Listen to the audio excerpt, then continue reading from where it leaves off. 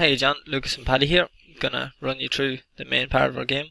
So to finish the main quest in the game, you need to have 3 players. You need to have 2 in the principal's office or the teacher's lounge, and you need 1 person in the bathroom to throw a firework in the toilet. So first of all, you've got Anna down here in the bottom right corner. She's in the shop and she's gonna buy some fireworks. Buy fireworks. Oh no. Okay. I don't know what happened there. I probably spelled something wrong, but Anna has bought a firework. And then we need her to go to the boys' toilet. And she's there. Okay, we're going to get Paddy to distract the teacher. He's already in the teacher's lounge. So we'll just get him to distract. Principal's distracted. So now Anna is going to throw the firework in the toilet. So that takes the teacher's suspicion away. That takes the teacher out of the principal's office. So then the third person who is in the principal's office, now that the principal is distracted and the teacher's out of the room, has stolen the key. So now Lucas can go north. He can go east. No, sorry, yeah. He can. He's in the boys' toilet, and then he can go south. It's south. Yeah, sorry, south. West. Oh, east. Sorry. And south again, and he's outside, and now he can. I think it's. What's the code word he can use? Why is this for? Unlock. Thank you, Lucas. I forgot there for a second. You can type unlock, and once he leaves like the front gate, you can level up, and then this is how your character gets stronger. So you need to have you can have like a party, which Lucas will talk about later, to help everyone in your team level up as it goes along.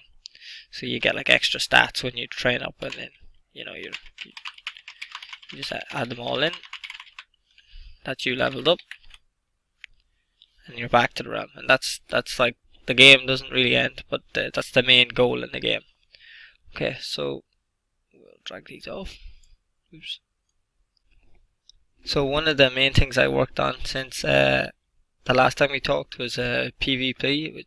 The players can fight each other, and they have to opt out or opt in if they want to fight each other, but it's automatically set up that they can. So what I thought would be a good idea for this would be that the way they could already fight enemies, fighting a player shouldn't be any different, because they both have the same health and strength and stuff like that. So I thought I'll just template it because they're only slightly different.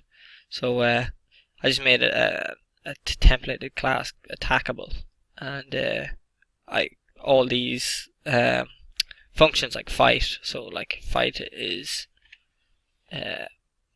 it returns if the attackable class returns from the attackable class fought. So if they were fought, what was the value?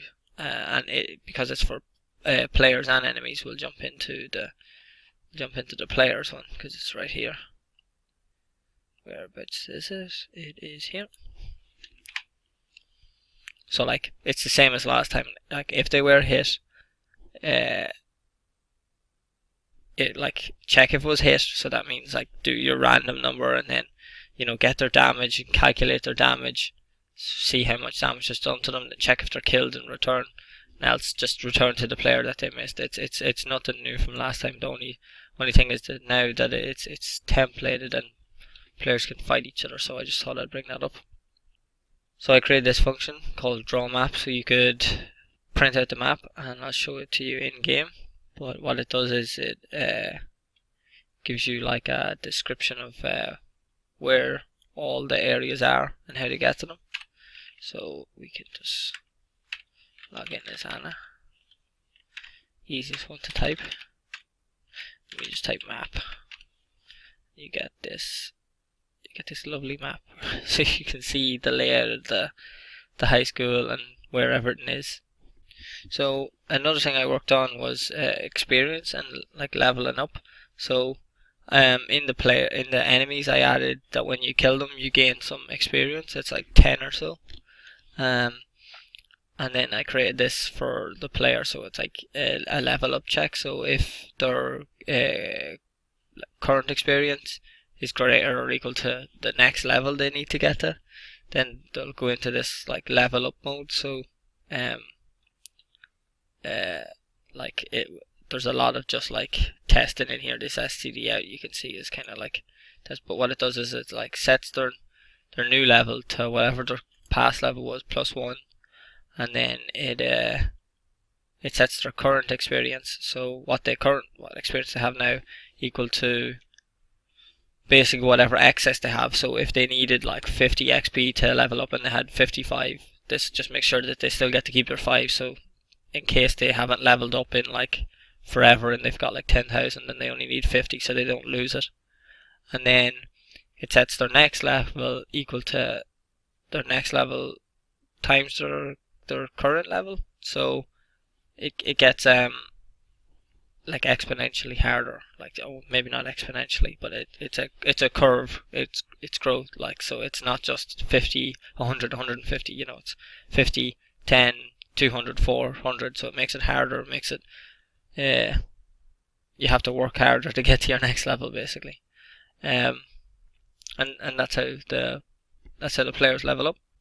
So C++11 feature that we implemented was a regex. We use it in the command. We use it in is command and sentence and if and execute functions. So it takes in a string, and then it takes that string and checks the word boundaries of it and creates a regex out of it using a command and a shortcut, and then it checks it against all the commands we have, and if there is a match, it returns true, and then it will call that function. So another C++11 feature that we used is auto. What auto can do is, what auto does is auto defines any type, so it can be like a class or a variable of any kind, like an integer.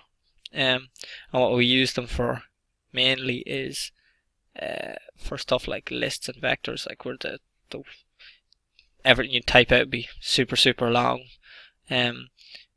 So what we do especially is for these another C++11 feature called range-based loops. So for example here, we want to get all the players in toInsert, and what toInsert is a vector of players, the class player. So what we want to do is we just want to go for every single one of them from beginning to end. So the easiest way to do this is just like using these autos. So for here, for example, we have 4 auto reference players in toInsert, and what it does is scans through them all, every single one of them, and then passes their information into the database that we've set up.